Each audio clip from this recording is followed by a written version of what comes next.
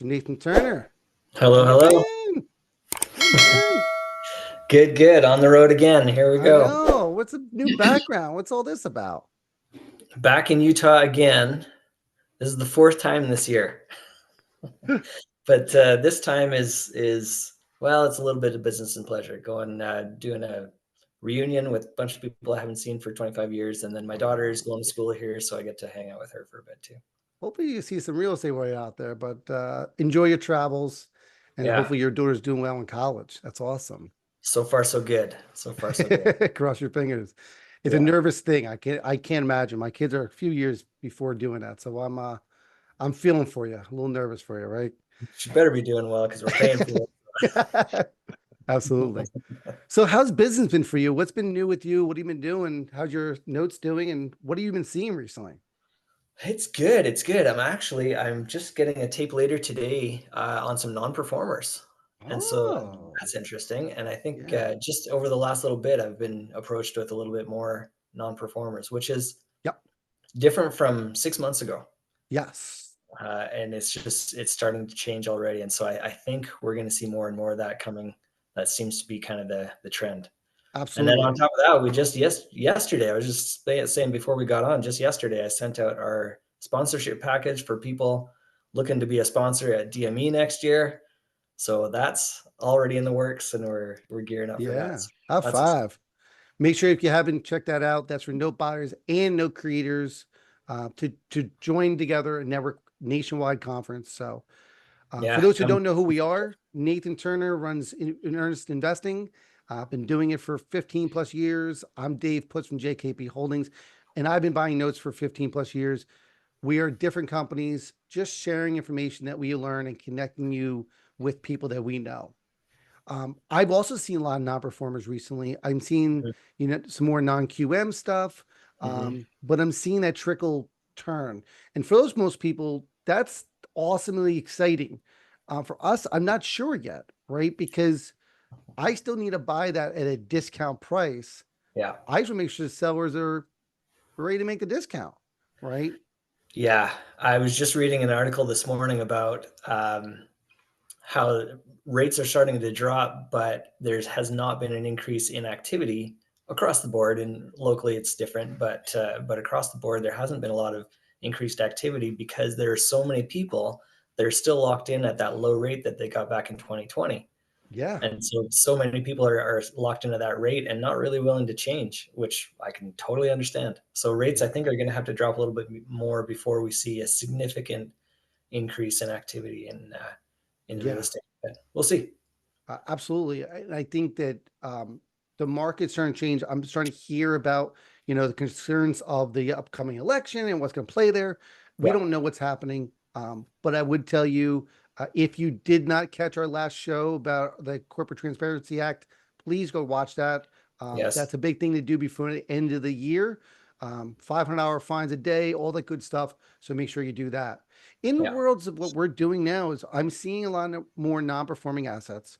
I'm also seeing people looking to just branch out and do different things. We're seeing commercial stuff. I'm seeing some multi commercial bridge loans. I'm seeing multi asset loans, multi different. I saw one note that's 4 liens on it that was created with multiple balloons, just Mm, really creative stuff. interesting. And one of the most comments that I saw on that was make sure that this is people are doing it that are doing it right and Yeah. creating the note in a right way that you can be as creative as you want, but if you're creating a note that's not sellable, most likely means that you can't do anything if something goes bad with it. And that's a Right. key thing, Yeah. right? Yeah. And that's a big push. And I'm sure we'll talk about it again next year at DME. Yep. Make sure you're doing this properly.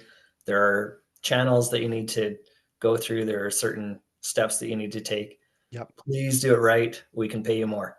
Yeah. Yes. Yes. Absolutely. And you guys can get a situation where if you need to foreclose, you're in a spot to foreclose. Right. And anything, that's the key in this whole thing. Um, so one thing we focused on the last, I guess, almost 2 years now, we've done almost 100 episodes here, is a focus of buying creative finance notes. And we've learned a lot about them, Hmm. right? Um, what they're doing, how they're doing it, what they can help with, what we can help with. I talked about creating a first and a second, selling that first, and getting infinity return on that second. I then built Mhm. the calculator to do that. But me and Nathan will go ahead and buy that first lien if you create it correctly. And it's a win-win, get you out of the deal, especially if you create a wrap loans. It's Yeah. all available, right? So if you're curious about that or you want to submit a loan to me or Nathan, please reach out and let us know what the details of that note are. And send us a copy of the note just so we can read over it. Yeah. I want to see what that looks like and just make sure. Yes, Just yes. make sure. Like you say, it's all about like we want to make sure it's enforceable. If we get to a situation where there's a non-payment and we're having to go before a judge, we want to make sure that the paper is worth it, that we're able to actually enforce whatever it says on that piece of paper. Yeah, awesome. So, without further ado, we're joined today by a person that I respect tremendously in the space. He's a great soul, quiet guy, but he knows his stuff. He understands this game and he's very, very passionate in what he does and understanding and respectful, which is awesome to hear in this space. Mhm. Um, Mario is someone that when you go to conferences, you sit down and talk to him, he will hold your hand and walk through any scenario you got, which is amazing. When's the first time you remember the first time you met Mario? Marco, Marco, sorry, I can Mario. Oh my God, Marco, sorry. it's a mix between his first and last name. Yeah. No, When was the no, first time you met him? gosh, that's a good question. I have to think about that. It's been a while, but same Yeah. thing. Ton of respect for this guy. He knows his stuff, and I was like chatting with him. So Yeah. Well, let's bring him in. Marco, I probably for butchering your first name. I don't know what I was thinking. I'm blending stuff. So, how are you on this Friday afternoon, Marco? I'm great. I'm great, David. How are you? I get Mario a lot because of, like Nathan said, the first and last name.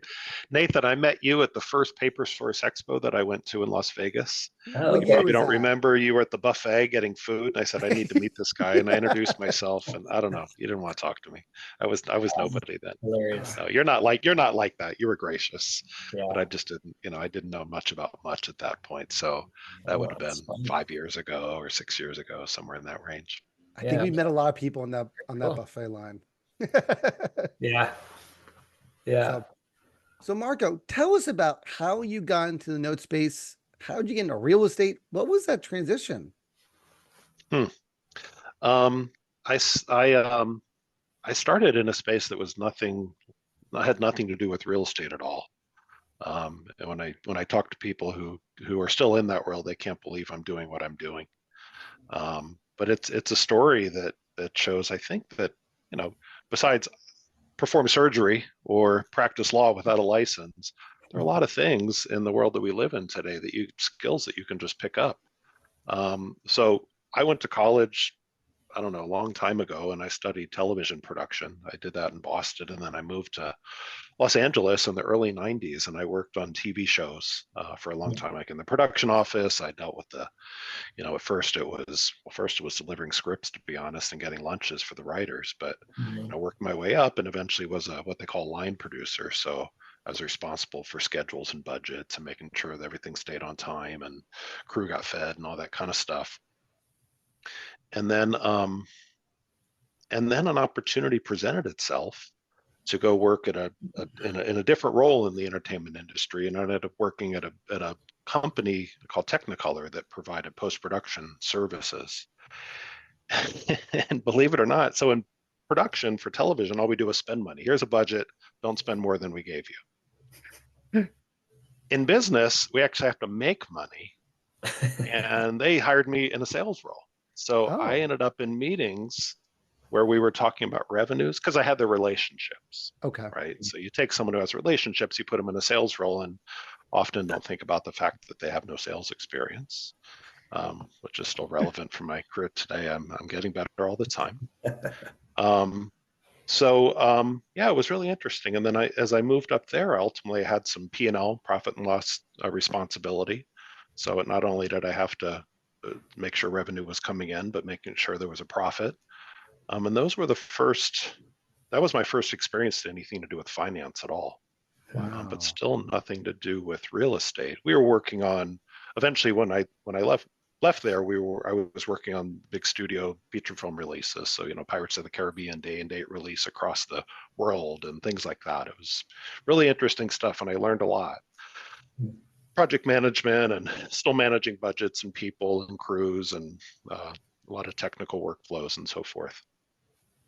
But as that world changed, technology marched on, and environments we'd built out for $1 million were now could be deployed on, not a laptop yet, although some of it, but still, $20,000 of PC equipment and some expensive software. So that changed, and then work started moving. It left Los Angeles and people had started doing more services in Canada and overseas and yada yada. So what ended up happening there is there wasn't a chair for a well-paid executive in that world anymore. So I was forced to go find something else, but it was one of those fortuitous things where I decided ultimately I wanted to do something I could do from anywhere, and I kind of liked this entrepreneur thing. So it ultimately led me to a real estate meetup in Manhattan Beach, California, and where every month it's a different topic. And so that one month I was going to flip houses, and the next month I was going to buy apartment buildings, the next month Airbnb rentals, and then the next month, about when I'm saying to myself, it's time to pick something, there was a panel of note investors, and and uh, and it was interesting to me, partly because I had no real estate background, I'll be honest, and I figured, I mean, you guys know, and others who do notes know, we have to understand a lot of the inner workings, kind of the engine of the car, if you will, not just how to drive the car. And I thought, if I do that, especially if I do non-performing notes, I'm gonna like Houdini. He gets kind of locked in the box and he has to figure out his way out. He's got a plan, but it may not always go to plan. I don't know. Yeah. And I thought it was a good place to learn to get my hands dirty. So that's how I ended up in note investing. Who was speaking? Do you remember? Interesting. Yeah. I mean, one of the names you'll know, Gerald Lemoyne, was on the panel. Yep. Seconds. Yep. And yeah, he influenced me quite a bit, and so I started buying non-performing seconds. Yeah. I've only done a handful of them. I wasn't a big player in that space, but that influenced me a lot. And he really understood the inner workings, and he'd learned from some great educators. Yeah. Yeah, Ward That's awesome. Hannigan and people like that in Southern California and others. But yeah. Oh, that's cool. Yeah. That's awesome. Gerald, that's actually, I got a notification today. Today is Gerald's birthday. Yes, it is. Happy birthday, Hey, Gerald. happy birthday, Gerald. I hope he's doing something more fun. Not that watching this isn't fun, but Hope he's enjoying his day, right? So you got into notes, and where did you find yourself? As we all know, there's different niches in notes, right? Seconds, first, performing number. Where did you find yourself gravitating towards? well, I had a little money in my retirement account. And also at the same time, one of the gentlemen who ran that group I went to, we went out and had drinks, and he explained to me self-directing an IRA. And ultimately I looked into that and decided to do a solo 401k. So I rolled over this E-Trade account that I had that had done pretty well, just because, I just left it there mostly, not that I was a genius in stocks. So I had some money to play with, and I decided I would go find some non-performing seconds because I wanted to learn. I wanted to put myself in different situations I had to think my way out of. That really was the motivation. Um, and I bought a handful of those. So I made sure I bought one that was, in one state or another state or in bankruptcy or, just different situations where the first was performing, for the first wasn't performing. I learned a lot through the experience. Ultimately, I realized, entrepreneurship is personal growth. I've always felt. And, I worked on these big projects, and I've been yelled at by, I can make you a list. And I've been in uncomfortable situations. And I thought, as I reinvent, I really want to do something that's just, I like to do more. And what I didn't like is just talking to, with all due respect, attorneys and loan servicers, and not like the people. Yeah. Because as you know, in the non-performing space, it's probably a better idea not to talk to the people in the house. And if you do, they're not really happy with you, because you're telling them to pay their bills that they've been ignoring for a long time. So I switched gears, and I figured out I would learn one way or another to find seller financed, seller carries, Wow. And I'm talking the mom and pop stuff. I know it's the topic of today, and Yeah. that's where I am today. So That's an interesting shift. So you shifted out of the easiness of buying notes, right? That we would say laziness of buying notes, of getting a tape and just going with it, and went to the hardest stuff to do. You're getting to know me, David. I'll open the door to my world, and you'll see. I tend to take the hard way.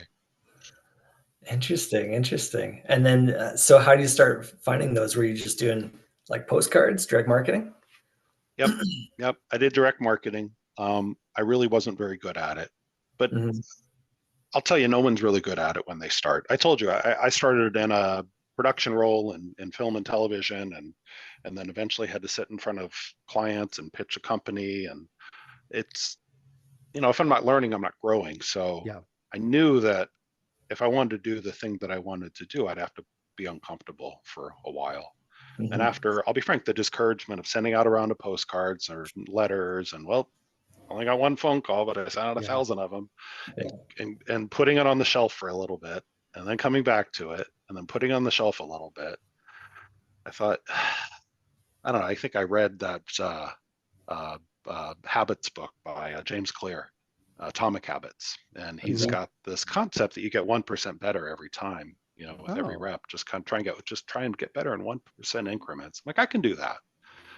So somehow I put that together with really what my job is when I'm starting out is just make the phone ring and talk to sellers, because that's what I need to grow at. If I can make the phone ring and if I can talk to sellers and get 1% better every time I go through that process, eventually some of these are probably going to close. And they did. Hmm. And they did. So that was the initial growth for me. awesome. That is So cool. tell us about the first deal you were able to close with a mom and pop. And I'm sure that was easy as pie and paperwork was so simple, right? They're not simple. Yeah, we'll talk about that today. I don't remember my first deal. What Wow. the heck was my Yeah. first deal? It, do I remember it? I don't remember. Okay. But every deal is different.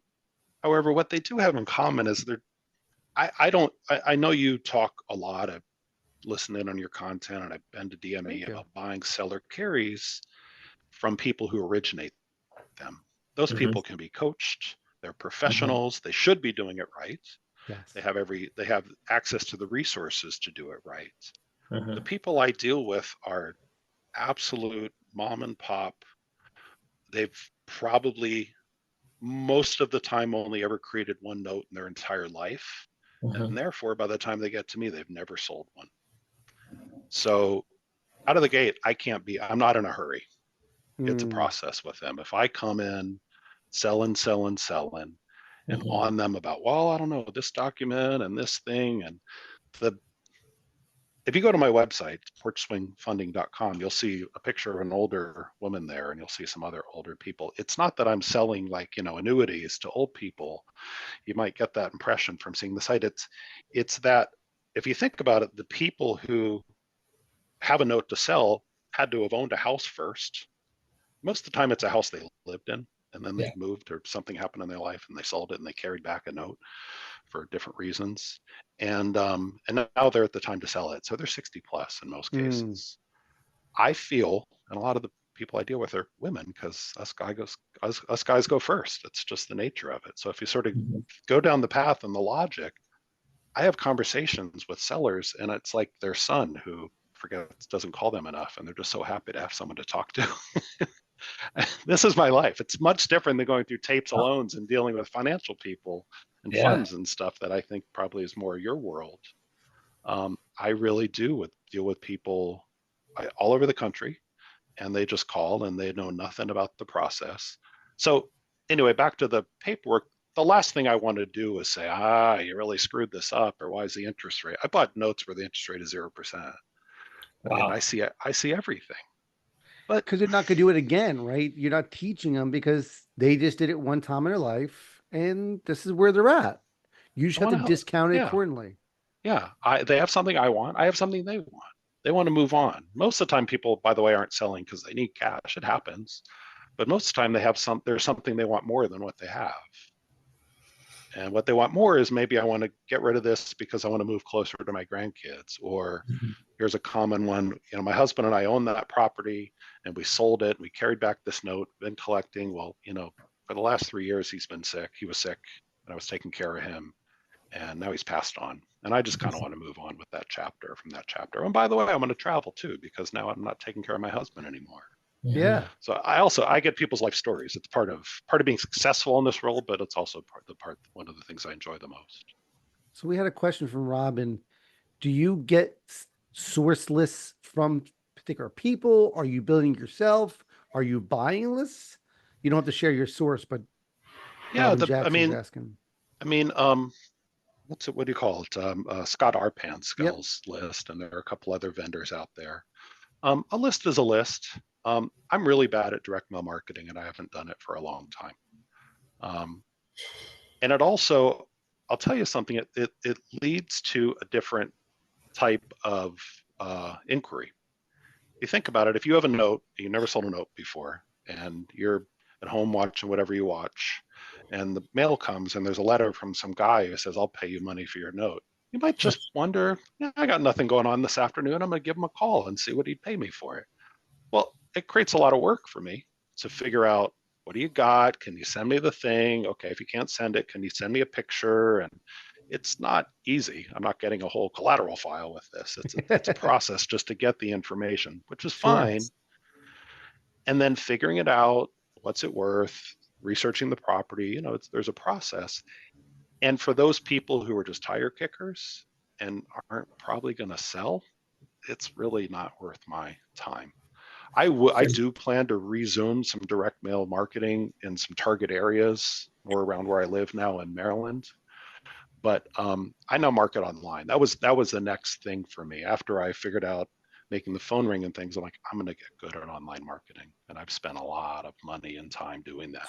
So you do more online marketing versus the direct marketing? Yes, I do. Interesting. So those leads are different. Those leads, somebody sat down at their computer, said, I want to sell my mortgage note. And Google shows me and a few other of us who do that. And now at least somebody, you figure they're a little further down the funnel because they're looking. Yeah, that makes sense. That's awesome. I see Cindy made a comment that, she loves your approach, right? Cindy Coleman. And Robin Jackson made a comment that especially older people have a hard time with technology. They struggle with that. Understanding what you're looking for, where that file is. It may be in a shoebox in the basement that who knows what happened to it. Yeah. So tell us some of the things that you find, are very interesting in the scenario story-wise. What do you think is, one of the best win-win scenario you've been able to come up with?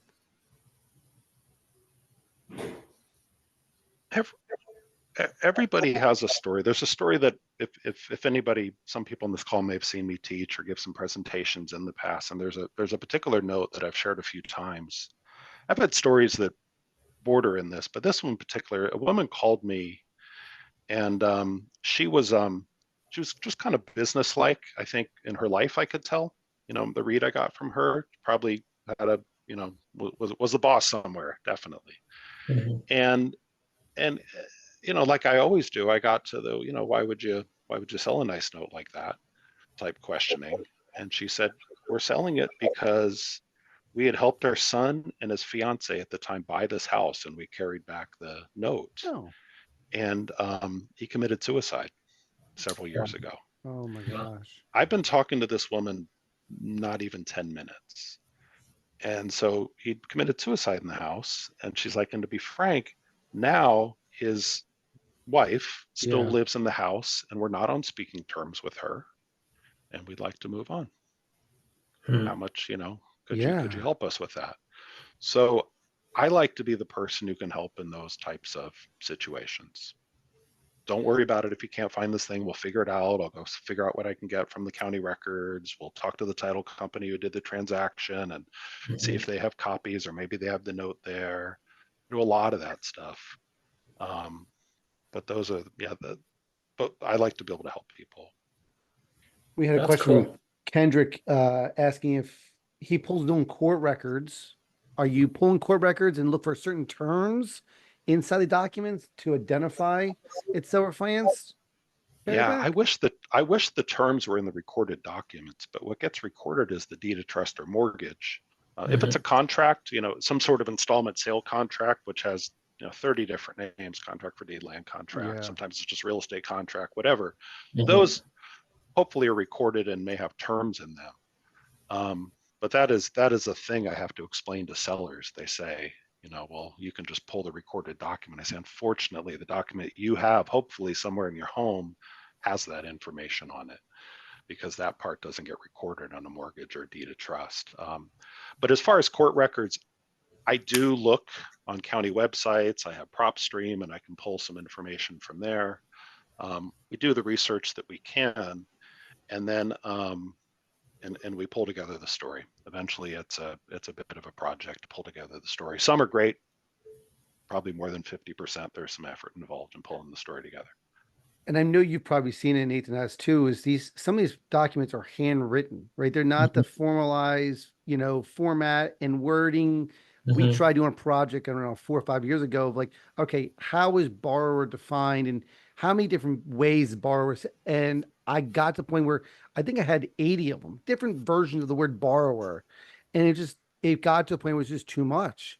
So looking for specific words and documents is difficult to do. It's just almost impossible. I got my first handwritten note last week. Believe it or not, it was my first. I Really? have I have them where it's obviously a form downloaded from somewhere, and they might handwrite in the Yep. terms or the amount, things like that. Um, Payment history gets interesting because people For literally sure. will send you pictures of piles of cash. They can't do anything with that. Um, but yeah, the paperwork is the paperwork. I I fall back on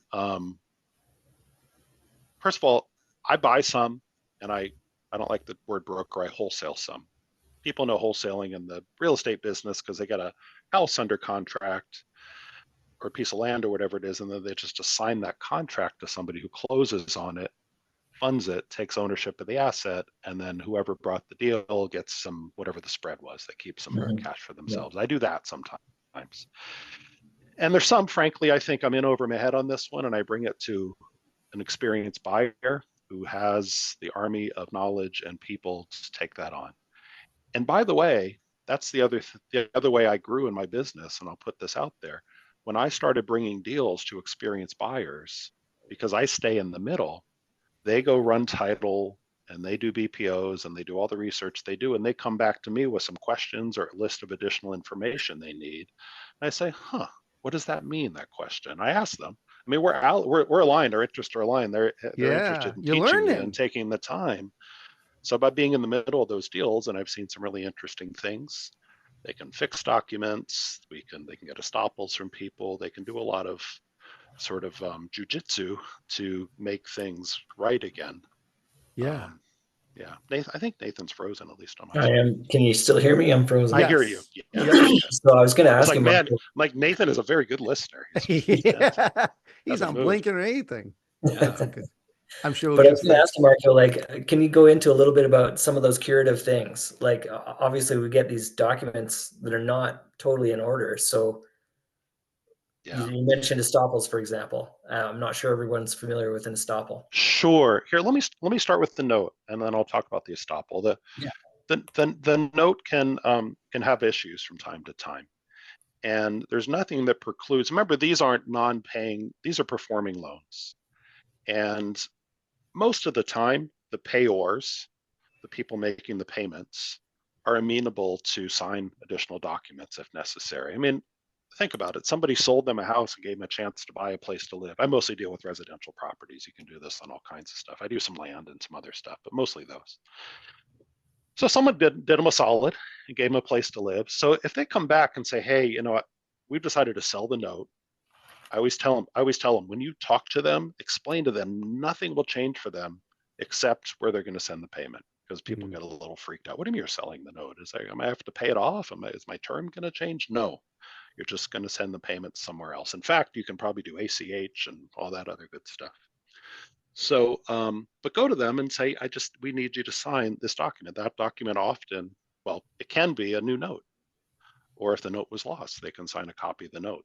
We can do lost note affidavits, but we can also just bring them a copy of the note to sign, so we have a wedding signature.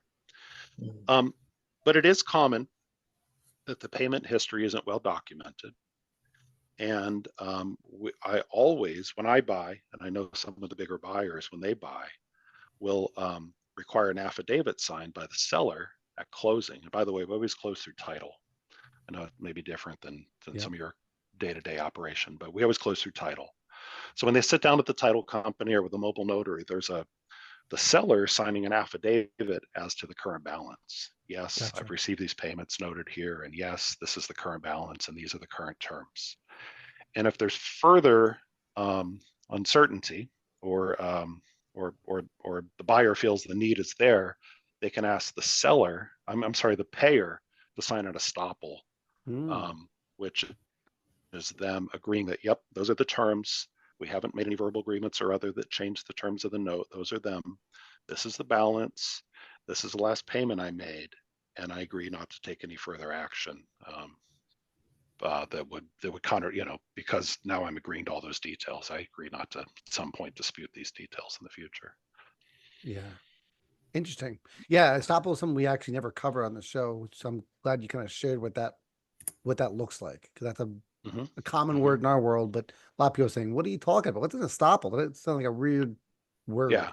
I mean, some of the bigger institutional buyers that talk about thin files and fat files, and a fat file is good because it's got all this data, all this information in there, title, policies, and assignments, and all this stuff. If we can take a thin file, I guess, one way to describe it, and fatten it up a little bit, it's great. Yeah. The intent is that these hopefully are going to perform forever. Yeah.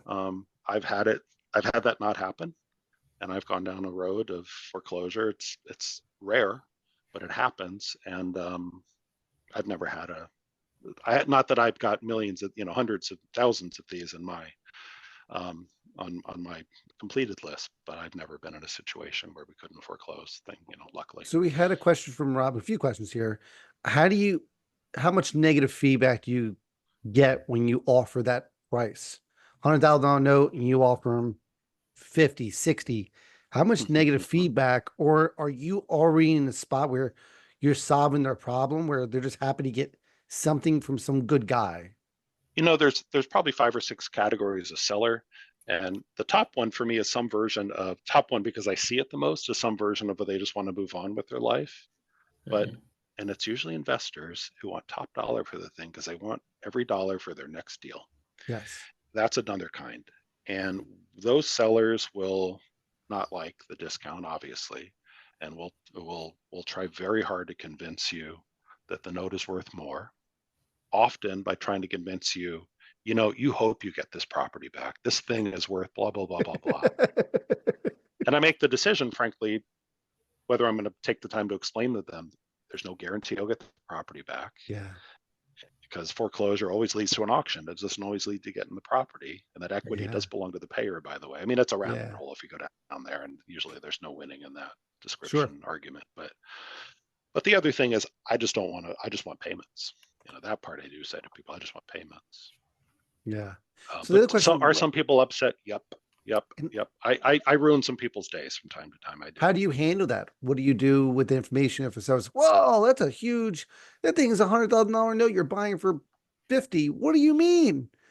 Do you go back to Do you go back to saying, "Hey, listen, I'm just trying to solve your day"? Do I follow up with them in 3 months, 6 months? Gotcha. Yeah. Gotcha. Yeah. It's one of those things. No just means no, not right now. The more you do this and talk to sellers, the more you'll feel out the ones who might someday come around. But it's funny. I was just working on an article, and I describe this a lot. I say that pricing a note is like someone bringing you a used car.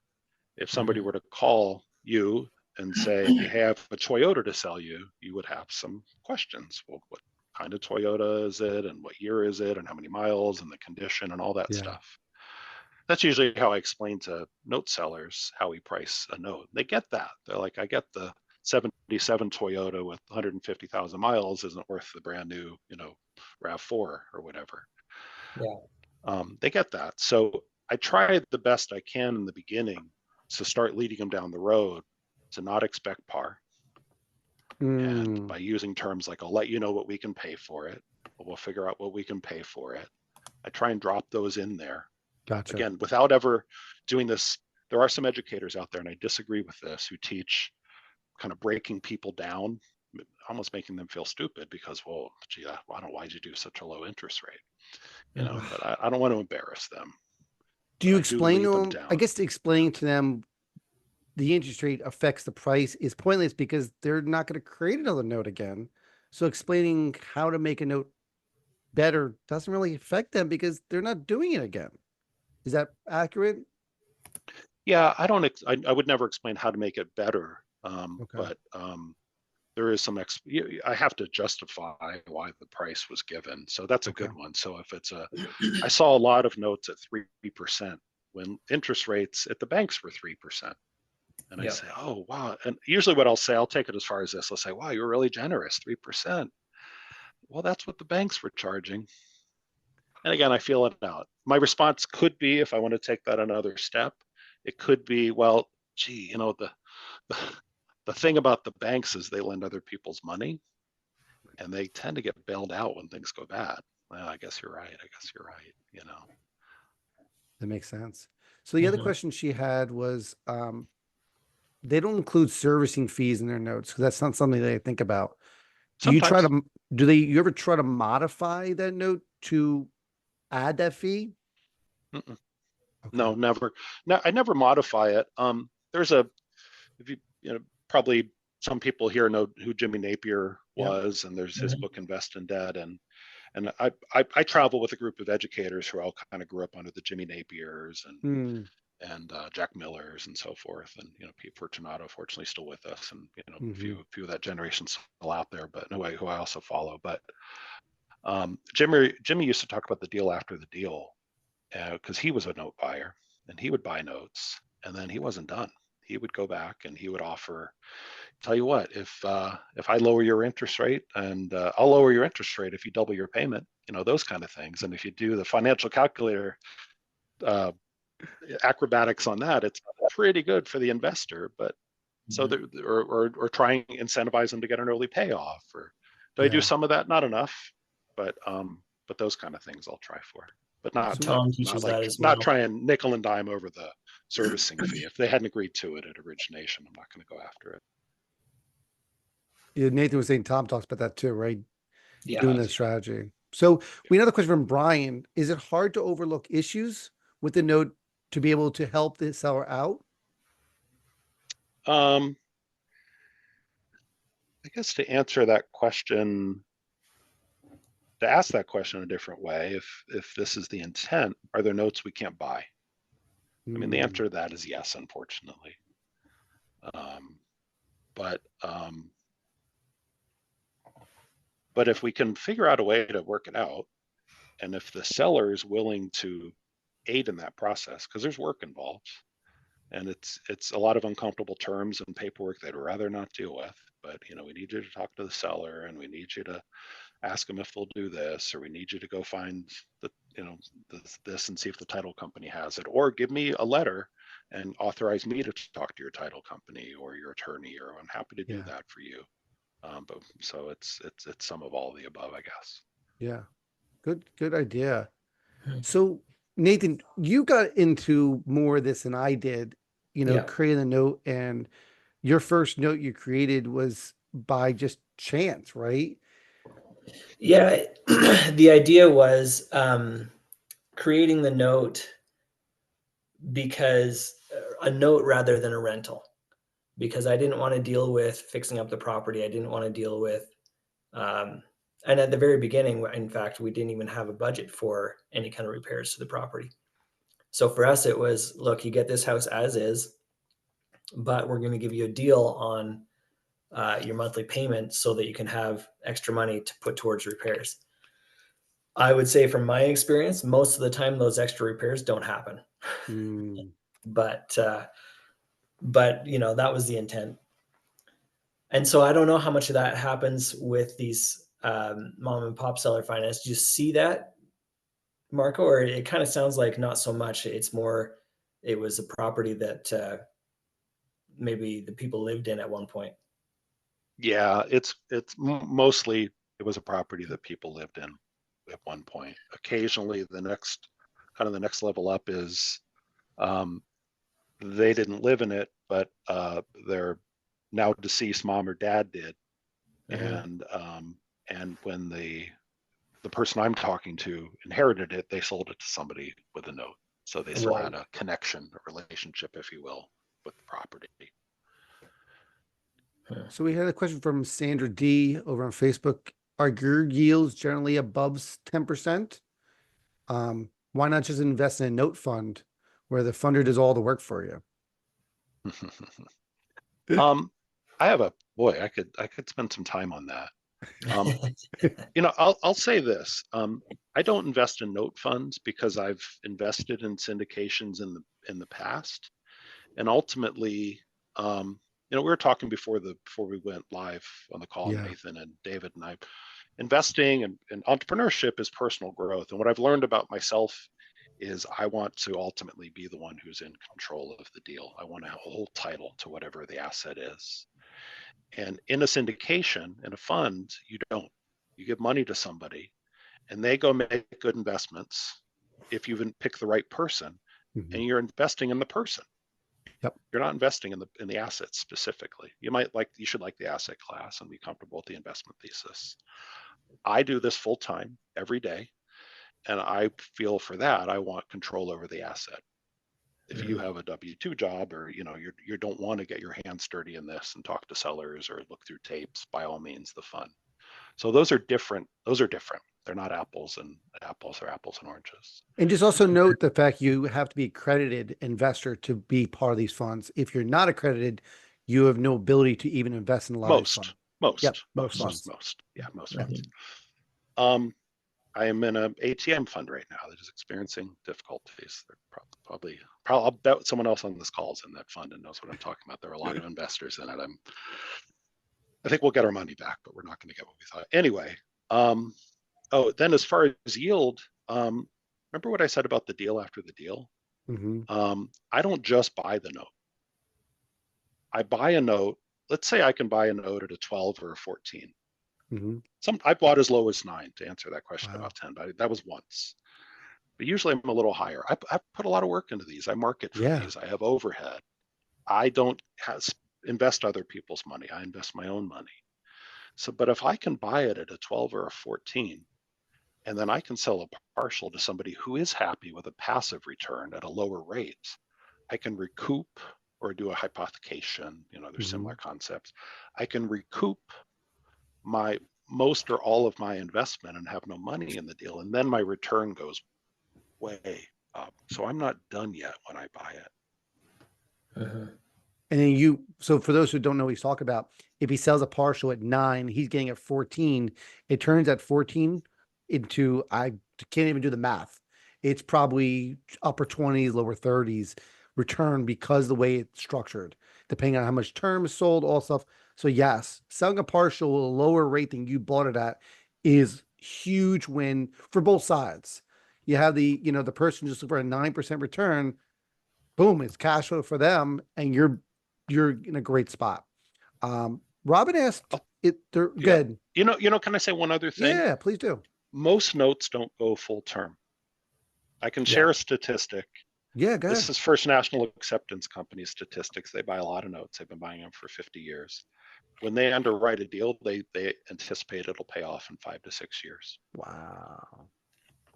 Really? Wow. Interesting. So when you buy at a discount and get an early payoff, your return jumps considerably. Yeah. So explain that for those who don't understand. Why does it go up? I mean, your annual return is say at 12. How does it go to anything higher if it pays off early?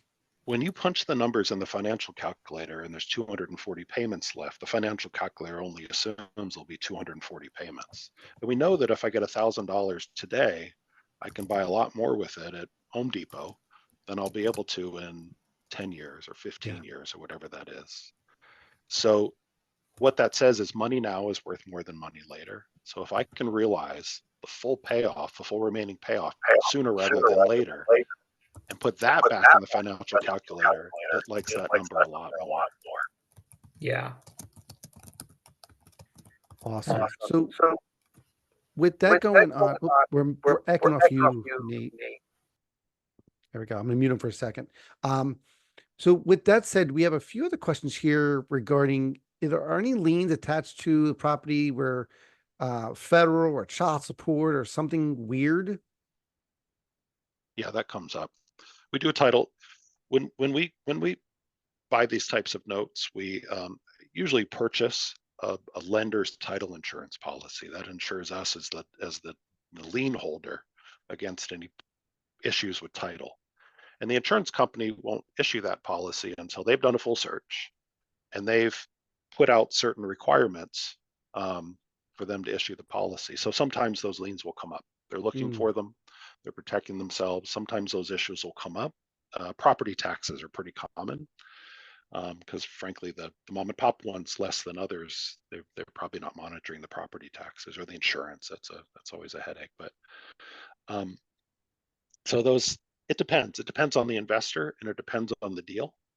There's some investors who, if credit is good and there's a great payment history, but the property taxes say aren't current, they'll close on it and then they'll just deduct the tax due balance at closing from the seller's proceeds, and they'll allow that deal to close. There are others where it's a little more iffy and they want either the payer or potentially the seller to, I'd rather be the payer because I want to see that they came up with the cash and made the payment. They want them to bring it current before they'll close.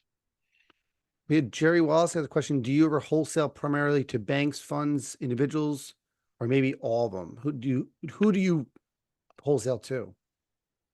I like to wholesale to the big buyers because they end up becoming a whole back office for closing the deal. It's really, I'll call out First National Acceptance. They've been doing it a long time and I do a lot of business with them. And they're so buttoned down. They really are. I bring a deal to them and I collect the basic information, the note, the deed of trust, the settlement statement usually, and I get it under contract and I send it to them. And within 24 hours, I get back a list of the other information they need, documents, questions they have. And then they order title and they order BPO and they do everything. They schedule the closing. Am I involved in the middle of it? Yes. Are there some that we just can't seem to get to close? Yes, I have one right now. It's a tax issue. We're waiting for it to get resolved. Gotcha. But it's much easier with the larger institutions. Now that I'm more experienced, I can facilitate closing with individual investors. It's just I know it's more work for me. So so next question we had was Sandra, I'll get back to your question in just a second. Is Andrew asked, do you think if someone has a 3.75 rate, they will pay off in 6 to 7 years you talked about? Does the rate change that payoff? It's funny you mentioned that. I don't have that data because I don't have their database, but I always kind of assume that the higher interest rate ones will be more incentivized to pay off. Yeah. Although there's something else at play there. The higher interest rate ones may be the ones who have a harder time qualifying for bank financing down the road, or the property itself has a harder time qualifying for bank financing. Yeah, because houses went up dramatically during COVID and that thing appraised for X dollars. And if it crashes at all, that appraisal is not going to be there. And they've only owned it for a few years. The principal's not dramatically down. You're right, David, but you're right. And I'm glad you said that. But what was in my head, interestingly enough, was something different. Some properties, a lot of seller finance notes are mobile home and land, and they're a little funky. Pre-1977, whatever. Banks don't love those. Banks don't love those. So there's no guarantee they're going to be able to refinance those. So Sandra had a question regarding your talk about partials, right? As Nathan gets his microphone fixed, what is your conversation to this investor who wants to be passive, talking about the partial? How do you introduce this idea to someone? Yeah, I'm looking for 9%. What do you got? How do you pitch it to them if you don't mind sharing? Yeah, I mean, there's a lot of advantages to partials. First of all, the partial. Let's assume I'm only offering partials on first. That's mostly what I have, a couple seconds. But so if you think about it, a partial on a first is like a first on a first. If the full loan balance is $100,000 and the investor is going to put up Mm, $50,000, if things go sideways, weird, whatever, that investor's due to get paid first. So if the house is worth 200,000 or 150,000, the note balance is 100. Here I am holding the back end of it as the guy who sold the partial, but things get a little weird and things end up just a few dollars short or whatever it is. That investor's in line to get paid first. yes. And then in my mind, because I've dealt with non-performing loans, I'm in this space every day, I do this every day, there's an opportunity for investors to, it's not a partnership, it's not a JV, but to be aligned, our interests are aligned. If I still own an interest in that asset, I'm going to make sure things go well. So Yeah. if things do get off track, I have knowledge and resources to step in and bring it back. Gotcha. I think we lost Nathan for a few minutes. So I'm gonna Yeah. switch screens. Hopefully he'll get back. I'm presuming in the travel he's doing what he's doing. Awesome. So let's continue with it. I think that people are hugely attracted to this idea of being in this space is difficult to begin with, right? And buying these notes are even more difficult to begin with. However, these are regular people, quote unquote. These aren't mom and pops or whatever you want to call them. These aren't note buyers, note investors, right?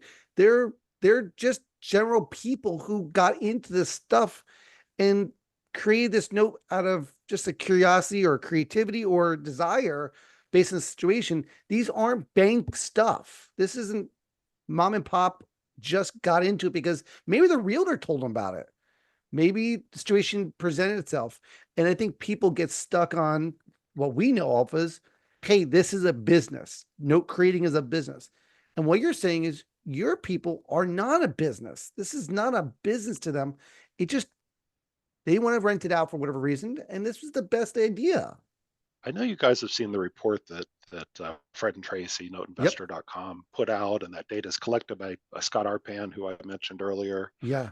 Um, I can't remember his site, noteinvestorlist.com or something Yep. like that. He has all the courthouse data. He gets all those records and compiles and pulls out the loans that look like seller carries. And how can he tell that? It's not payable to Bank of America or Quicken Loans or whoever the institutional payers are. It's payable to Bob and Susan, Jones of Omaha. That's probably a seller carry. So he pulls those out and he parses the data, and then Tracy primarily spends time looking through it. And they do this report every year that shows you the size of the seller financing market. And in 2023, which was last year, the most recent data we have, it was $28 billion of paper. Now, compared to the institutional world, that is small, but there aren't a lot of people like me out there looking for these. Yeah. And you might say, well, maybe there's a lot more investors creating these things. Well, more than 70% of those were people who originated one, because their name only appeared once, one in the 12-month period. Maybe they'd done one the year before, and maybe Yep. the year before that, we don't know, but they're not volume producers of these. And That's by the way, amazing. those people who do one in 12 months, we're not going to go down the Dodd-Frank rabbit hole and all that stuff, but they fall in the one note exemption category. So a lot of these things that they should have done, just being prudent, aren't legally required, such as the Mm. underwriting of the payer, because they just did one. So they get Do exempted you, do from you, those if requirements. they didn't do the underwriting part, which is separate from the RMLO part, how do you handle it if it's a newer note or most of your notes have good enough term on them that if you underwrite a note and don't do on, if you create a note and don't underwrite the borrower ability to repay, that's a big problem because that borrower defaults, they can say, listen, this is a predatory lender. How do you handle that? It's Or most of your notes are it's not seasoned? required. Yeah, it's not required if they only did one in 12 months. So the RMLO part, origination part's key from our understanding, right? Is the RMLO is the 3 year kind of thing. The underwriting Yeah. is no matter if you do one or 100, if you do one your whole life, underwriting is always required for the ability to pay from our education. Okay. It's not an issue. We look at we look to look at the payer's credit. Okay. Um, we pay history forgives a lot of sins. Equity Mhm. forgives a certain amount of sins. Yeah, But pay history, for instance, is a good indicator, because I can produce an argument sure. that, well, they've been making payments for 24 months. How That's come all of a key. sudden they're not? How come all of a sudden they're not qualified to make this Yeah. payment? True. True. I think if it's less than 6 months, then you have more of a problem, right? They've only Yeah, paid I mean, 2 months. would I rather have seasoning? Yes. Yeah. The big institutional buyers will buy those with just one payment being made. Um, I don't have a hard fast rule on that, but I like to see some more payments being made. Yeah. Hmm. So do you ever convert if it's a land contract to a mortgage, or do you leave it the way it is majority of the I time? never have. I never have. Seems like a lot of work. And the ones that I have converted is a lease option, and I just did a lease option over to a contract for deed. Okay. And honestly, part of that is the lease option. It's a terrible deal for the homeowner, for the person Yeah. living in the house. It's a terrible deal. So I would rather have them paying an interest rate where they're actually paying more principal every month, Hmm. because otherwise they're going to be paying a lot of interest for a lot of years for a lot. Yeah, I know. I know. I know. So awesome, Marco. Well, I don't see any other questions. If you do have questions, put in the chat. We're going to kind of wind down now. Nathan, do you have any other questions before you get to your final? No, I think that's it. Sorry for the technical difficulties. Travel's always good.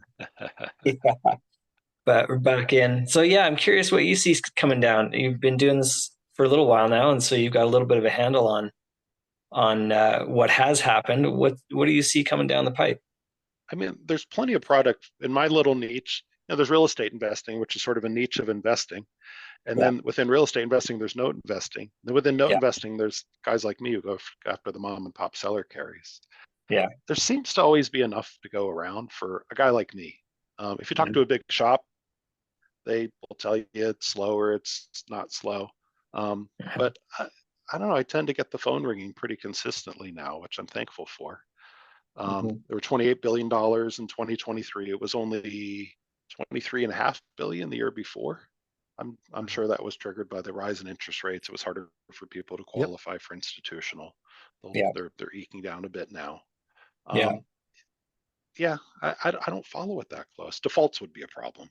I don't think we're going to see a big round of defaults that's Okay. significant enough to make a Do you difference. think house values will change the next 12 months? I don't know. There's the school of thought that as interest rates come down, more sellers will enter the market. Mhm. Um, but I don't know. It depends where you live too. Where I am in Frederick County, Maryland, days on market is still below 30, and Wow. it's still a hot market. And Mhm. I just don't pay attention to the national trends much beyond that. Understood. Well, Mhm. Well, Marco, it was a pleasure having you on. We had some great questions from people. If you Yeah. have any additional private questions for Marco, if you want to reach out to him, use the link we have in the chat to do that. And just reach out to Marco's a great guy. Are you to be coming to any kind of conferences up soon that they can meet you, talk to you, handshake you, meet you on the buffet line? I hope Nathan will talk to me, on the buffet line. I mean, come on, man. Oh, The next conference I'm going to is the Masters of Real Estate. I love the note conferences, but I also like to get out just in the general real estate community. Yeah. Let you in on a secret. It's kind of fun being one of the only note guys in a room. Yeah, it People is. really do. People are interested to talk to you, and I like learning about real estate. I want to own some, but a lot of the acquisition techniques people use for real estate applies to notes. yeah. But anyway, that said, I'll be at Masters of Real Estate in November. It's the same weekend as Note Expo, so I won't see a lot of people at Note Expo, but I'll Ah, be at Masters of Real Estate at the good old Tuscany Suites where Paper Source was, and uh, yeah, I hope to see some people at Masters. Cool. absolutely. So I know that me and Nathan will be at the Note Expo coming up in a few weeks. Our next show will actually be um, with Eddie Speed. I'll put my referral in the chat as we have here. If you are interested in all the Note Expo in Dallas, please make sure you sign up quick. I know they're signing up people, and you're going to lose spots at the hotel, get your airfare and all that stuff. So make sure you get that done. But yeah, Eddie's going to join us in 2 weeks, I think it is, our 2 next weeks. episode. Yeah. I'm sure we'll put the link out there. If you haven't, we have a calendar that you can add to your calendar and see any future shows. But please reach out to Marco. He's an awesome wealth of information. Obviously shares as much as you really want to know. He's a professional in this business and been doing it for a while. So Marco, hang on for after hours, but thank you very much for joining us live this week. It's a pleasure. Thank you.